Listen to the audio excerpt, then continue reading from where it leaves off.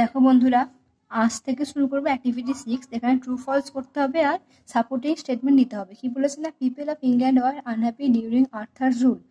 King আর্থারের সময়ে ইংল্যান্ডের লোকেরা খুবই অসুখী ছিল। না, এটা হবে কি ফলস। কেন না, তারা খুব খুশি ছিল।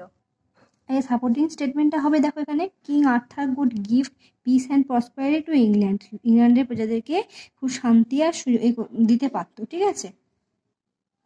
দেখো বিয়েরটা, Merlin to King Arthur to the gilded pavilion on his birthday. Merlin king আর্থারকে তার জন্মদিনের দিনকে সেই প্যাভিলিয়নে নিয়ে গেছিল। না, এটা ফলস হবে। কি হবে সেটা, তার বিয়ের দিনে। তো সাপোর্টিং স্টেটমেন্টটা হবে, দেখো, অন দ্য ওয়েডিং ডে, বিয়ের দিন, Marlin took him to a richly gilded pavilion painted crimson and dark blue.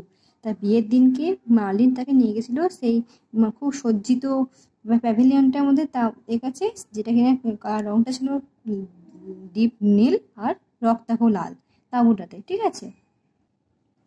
সে দেখো, 50 people could sit at the round table. গোল টেবিলটায় প্রায় 50 জন লোক একসঙ্গে বসতে পারতো। একদম ঠিক কথা, ট্রু হবে। দেখো, in the middle of the room was a huge round oak table richly carved of seating 50 people. ঘরটার মাঝখানে বড় গোল একটা ওক টেবিল ছিল, যেটা কিনা খুবই সজ্জিত, মানে খোদাই করা বা সজ্জিত। সেখানে বসতে পারতে পারে 50 জন লোক।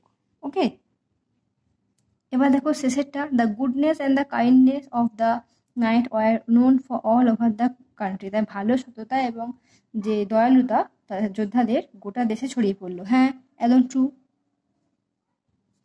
দেখো পেজ নাম্বার 65-এর এই ফার্স্ট লাইনে, the stories of their goodness and kindness spread through out the country. গোটা দেশে ছড়িয়ে পড়লো তাদের গল্প।